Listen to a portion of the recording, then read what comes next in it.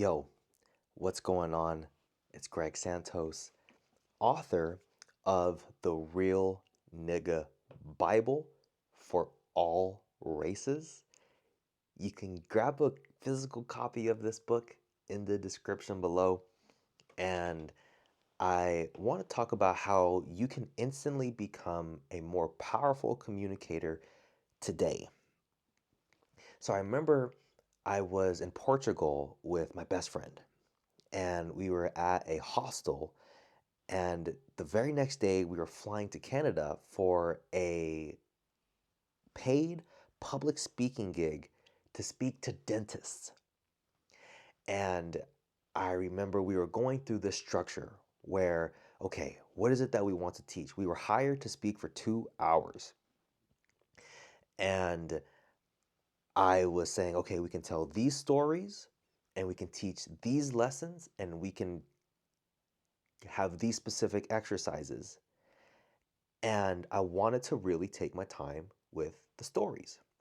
However, my friend was saying, no, like I want to really spend more time on the content and the lessons. That's where the juice is. I really want to make sure we give them some powerful lessons. I said, yes, we will. But we also really need to make sure that our stories are on point. Well, my friend had won out on this debate. We told the stories, but in brevity, and we spent a lot more time on the content. And the very next week, or a couple of days after that event, when we spoke, it went okay.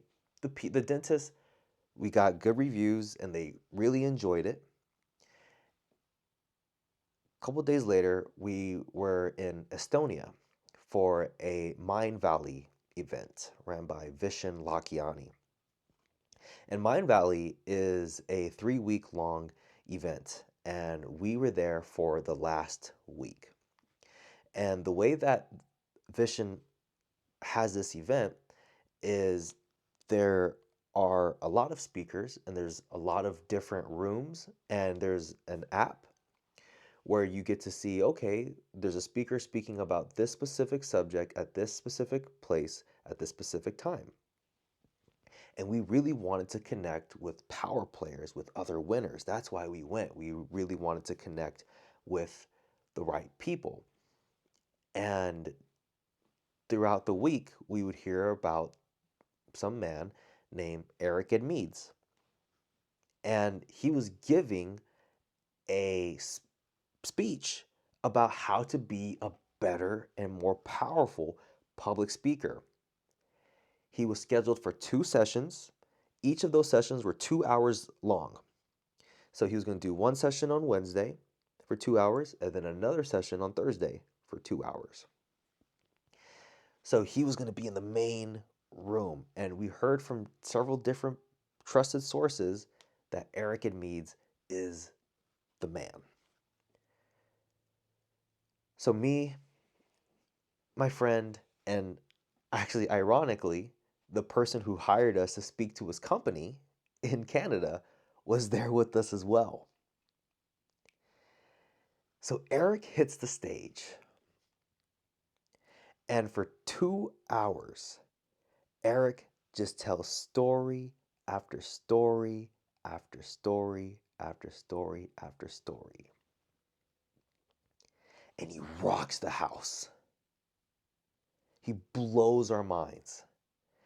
And he said the most powerful form of communication is storytelling, because our brains evolved from storytelling, from storytellers around the campfire. When we were evolving as humans, around the campfire, we would tell stories about being in the wilderness.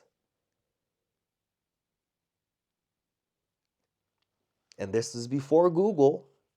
So think about you're at the campfire, and one of the people says they saw a rhinoceros that day.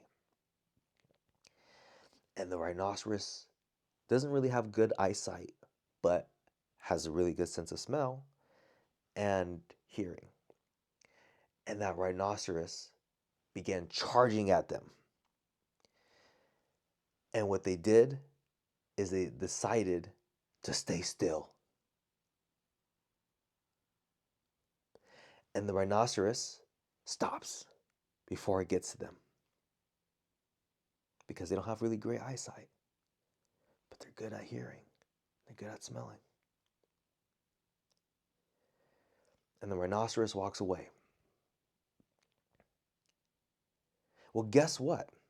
Next time you're out in the wild and you come across a rhinoceros and it charges at you, what story is going to instantly come flooding into your mind?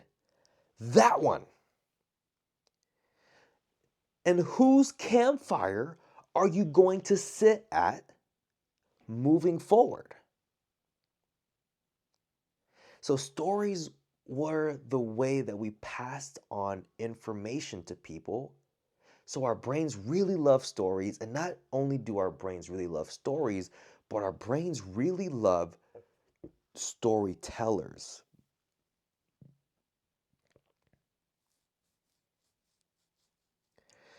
So immediately my friend's like, oh my gosh, wow, we should have told way more stories. That felt good for me, but whatever. It still feels good. It feels good being right sometimes, okay? Next day, Eric hits the stage, story, story, story, story, story, and teaching us how to tell great stories. And he had us go through this exercise where he put us in groups. There's 4 of us. And we each had to tell each other a story, and one person was going to go on stage and tell a story. And the crowd had to vote whether or not the story that they were telling was was their story or not. Whether or not they were telling a story that happened to them or a story that happened to someone in the group. Does that make sense? So we're all huddled up and we're telling, these stories, and my friend has a really great story, right? And there's, one by one, there's a representative from each group. They go on stage and they'll tell the story, and the crowd votes. Was that their story or did they tell somebody else's story? And each time they had told somebody else's story, but what they did was they told the story in great detail because they really wanted to sell it, so people thought that, yeah, it was my story. And people thought, like, yes, that's their story, but each time it was somebody else's story. And the power to great storytelling is in the details. Imagine you're telling somebody else's story and you want to convince that person that the story that you're telling is a story that is yours. I know it can sound a little deceiving here, but just imagine somebody else is telling your story and they are trying to convince that person that it happened to them. What would they do? Typically, they would add more details. Day 2, Eric rocks the stage, crushes it. Guess what? There's an encore to happen the very next, actually, not the very next day, the very same day. We break for lunch, and then Eric does another 2 hours. Flies by. We are frothing at the mouth. We want more. And he has his products that he has, and his stage coaching, which was like, $8,000 to go to his event. I think it was $8,000. And you get like personally trained with him, and you're around other people and all that kind of stuff. It's fantastic. But this one thing, storytelling, is so unbelievably powerful. Adding this tool to your arsenal of communication will make a massive difference. You go to a Tony Robbins event. I've gone to several Tony Robbins events. I don't know, three, I think. And what will happen is Tony will hit the stage like at 11 a.m. and you won't be leaving that convention center till like 12 a.m., 1 a.m., 2 a.m. I'm not exaggerating. Tony, you'll have 12, 13, 14-hour days. Go home feeling juiced up on life. And it's like, how is Tony such a powerful speaker? Tony will tell a story, and that story will be 90 minutes long, 2 hours long. I'm not exaggerating. You just be riveted, fucking riveted. It feels like you ever go to a casino and whether you're in the casino at 2 p.m. or 1 a.m., you can't tell the difference? That's what it was like.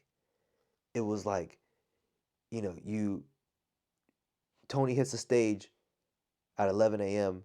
Next thing you know, you look at your watch, it's 4 p.m. You're like, what the fuck? And next thing you know, it's time to eat dinner. What the fuck? Storytelling. So, how do you tell great stories? I think there's so many different components to this, and it's kind of challenging for me to break this down because I feel that I am a natural storyteller, and this is a skill that can be learned. Um, I remember when I was working in telemarketing sales, and I was next to my first mentor who was a millionaire in the 90s. And this happened countless times where I get on the phone with a prospect and they give me the time of day. They're listening to me. And I ask questions and then I present the product and I'm trying to close the sale and all of a sudden they have a meeting they have to go to or like they got to think about it, all this kind of stuff. So I'd always go like this. I'd say, actually, can you hold on for just a second? And they say, yeah, of course. And I'll put them on hold and I would say, Greg, are you available? He said, yeah, I'm available. So I sent him over to him. And he'd get on this phone, and someone who was in a rush to leave, Greg would tell the same stories over and over and over again.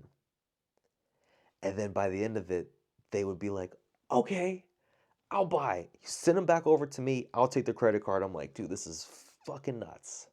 It's fucking nuts. And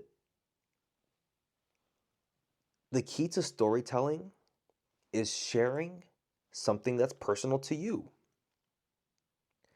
Share something about your life. You'd actually be very surprised that when you share about yourself, people actually begin to trust you because they feel like they get to know you. Instead of saying, oh, I'm the kind of person who is creative, what if you say, man, last night I was up to 2 a.m. I was writing and I was having such a fun time. And I was writing about this time when I was a child. It's completely different. It's a lot more engaging. And now people have something to move off of. And when you share something about yourself, what happens is people feel inclined to now share something about themselves. And now they feel connected. The truth is, we're a lot more alike than we like to, to believe. We share similar experiences. And when you share a personal story about you, somebody else will be like, oh my gosh, I relate to that. And they start to develop an affinity towards you, and now they feel inclined to share. And you listen, and guess what? Now you feel connected to them because now they're telling you a story. So, for a very long time, when I would connect with people, I don't do this so much anymore ever since I released my book, The Real Nigga Bible. But for a very long time, the way that I connected with people is within the first 2 or 3 minutes of meeting them, I would have a script that I would say, similar to my mentor when he was hopping on sales calls, a story script. And I would this is what I would say. I would say, well, the thing is, like, I came from domestic violence. My dad went to prison 4 times. My mom didn't graduate from high school. My favorite uncle used to snort cocaine in my living room growing up. And then when I was 19, I came across my first mentor who was a millionaire in the 90s. And I would ask him questions about life, about sales, about philosophy. And he'll turn his chair towards me and he'll tell me these 5 to 10 minute stories, and he really gave me belief that I can be somebody in my life and I can do something with my life. And I made the decision to do the biggest thing that I can possibly do, and that was to travel the world and have my own business. And now I'm doing it, or it's in the works, or whatever it is, something along those lines. But that took me 30 seconds to say, 45 seconds, instead of saying, I'm ambitious, I work hard, I think I'm going places, all this kind of stuff. Now it's like, oh my gosh, I'm invested. Like, this is the story of this person. And I often advise to share something that is a struggle that you've gone through in your life. Maybe you didn't feel accepted by your parents. Maybe you went down the corporate route because you felt like you were supposed to, but it didn't work out. It ate away at your soul. Share something that is kind of like a cornerstone of your life, like it played like a massive part in your life. And you'd be surprised on how many people connect with you. Even if they may not share that similar thing, it's very rare that I meet somebody who has come from a similar background than me. At the very least, people are now invested in me. And they're like, oh, okay, what they see is a hero's journey here, right? Or if you have like a certain principle like loyalty, talk about how a breakup that you went through, whatever it is for you, like your principles in terms of what how you live your life, share something along those lines. Be truthful about it and share it as soon as you can. Now, I hopped on a call with a mentor last year, and he changed the way that I speak as well. Like, the Real Nigga Bible changed the way that I speak and how I connect with people when it comes to when I first connect with people. But I had a mentor of mine who had basically killed that pattern of communicating. Now that I'm realizing it in this moment, he had said, why would I talk to Greg when I can just go watch Greg's TED Talk? I don't have a TED Talk, but I can just go watch his videos. He's going to tell the same stories anyway. And what he had me do is he had me go to an AA meeting, Alcoholics Anonymous. And he said, these people aren't professional speakers. They're not paid to get to speak. These are just regular people. But when they speak, they're so riveting because they're honest. They're honest about their experience. They're open about it. So share anecdotes about your life. Share them early. My strategy when I go in and I'm meeting people, I always go in with presence and curiosity. I always look to see where do we connect here. So I usually have some questions that I ask, something like, what are you most excited about? Or what's really lighting you up right now? Or what do you really love to do? Or I'll say, if you can buy a one-way ticket to go somewhere and live there for a month, where would you go? Or if you had all the money in the world, but you still had to work from 9 to 5, what would you do? And just like these questions that intentionally bring out joy in people, and I look to connect on the basis of joy. And from there, that's when I start introducing stories in terms of based on what they said, or I can bring up, um, I still say it all the time. I say, my dad's a Crip, and people are like, wow. And now people are fascinated. They want to hear what I have to say about that. And I might share a crazy story or two to get the conversation going or something like that. But try it out. Just practice. Just practice and practice and practice.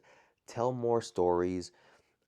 One thing that also really helped me out when it became to being a better storyteller is during the pandemic, I podcasted every single day for a full year. Every single day. I didn't miss a single day. I podcasted every single day. And what I would do is I would tell the story of my day in a podcast. And I love this because at the time I was also running a 5 a.m. call every single day called the Morning Hustlers. And I would go and I would always try to look at life through the lens of I am going to teach somebody a lesson tomorrow or tonight about my day. So I primed my RAS, my reticular activation system, to look for where the lessons are in the day. And then I would tell the story of my day and deliver a lesson. And I just kept doing that. And just the repetition of that made me such a much more powerful communicator because of the repetitions. So you can do that. Go the podcast route. It doesn't have to be complicated. It doesn't have to be this big giant thing. Or fuck the podcast. Because we get in our own ways and it has to be perfect, it has to sound in a certain way. We think that all of a sudden we have millions of people tuning in and listening to what we have to say, and we feel we have to edit this and it has to be this whole big old complex fucking thing. Fuck that. Okay. I went the podcast route. You can also go and open up your voice recorder app on your phone and tell the story every day on your phone. You can have an accountability partner, or if you have a boyfriend or girlfriend, and say, hey, each day I'm going to do a recording or something like that. Or find somebody else who is interested in becoming a better storyteller and just hold each other accountable. Don't even share it with each other. Just say, hey, let's check in every day and say, hey, did you talk about your day today on your voice recorder? We will often do more to avoid disappointing other people than we will go from disappointing ourselves. When we're held accountable, we're more likely to do it. That's the power of accountability. So that can be helpful as well. Another thing you can do is you can go to Toastmasters.org. Toastmasters is a public speaking organization. It's been around for 100 years, a little bit over 100 years. And I did Toastmasters for 2 years, and it's very well structured in terms of each meeting has somebody who counts the filler words like so like just all that kind of stuff, right? And there's a word of the day, and there's someone who gives a speech, and there's someone who evaluates the speeches, and there's a person who is responsible for coming up with a theme of the meeting, and You also get to practice impromptu speaking, and it's really fantastic. I highly, highly, highly recommend it. I mean, I've been talking about Toastmasters for years, and I don't think I've had one person who actually committed like I did to going to Toastmasters. Go to several different meetings. What I did was I went to 5 different meetings, and I was going to choose from the 5 because not all Toastmasters meetings are created equal. Some are extremely disorganized, some have low membership, some have people, mostly people that you just don't feel like you can learn from. And I was going to make my decision out of these 5, and I said, you know, I'm going to go to one more meeting. And I went to a 6th meeting, and when I walked in, it was down pat. It was professional, it was organized, and not only that, there were several people, several members where I'm like, you are much better than I am at speaking, and I can learn so much from you. And I did that for 2 years. So these are a couple things that you can do to become a much better storyteller and a much more powerful speaker. We have to remember that humans are emotional creatures. We want to do our best to avoid pain, and we want to also do our best to gain pleasure. And we make decisions based on, am I experiencing a lot of pleasure here, or am I experiencing a lot of pain here? And when you can give people this feeling of safety, of relatability, of connection, of non threateningness through the stories that you share with them, even think about what's really important for you and have a couple in your back pocket. Have a core 1, 2, 3 stories. You don't need a bunch of a million stories. I told that version, domestic violence, all that kind of stuff. I told that over hundreds of times, probably thousands of times. You know, I had a friend that I traveled with, and they were probably, not probably, we were both tired of each other's stories. Going to going to dinners and lunches and having to hear the same story over and over and over and over and over and over again. But it helped us form connections. So I hope that this was powerful. If you have any questions about storytelling, I am so happy to dive in deeper about how you can be a better storyteller. The thing is, like, as I mentioned, I feel like I grew up with storytelling, and it's easier for me to dive in deeper when there's a specific question that's asked, and I don't know how to address something specific. Like, I don't know what I don't know in terms of where are you struggling with that I take for granted that I just do automatically, and how can I shed a light on something? Because that will also help me become more aware in terms of the power that I possess.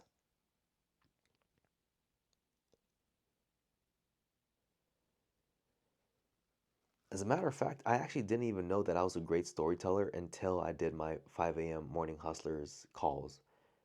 Because I started getting a lot of compliments. People were like, dude, you're such a great storyteller. I was like, what? What are you talking about? So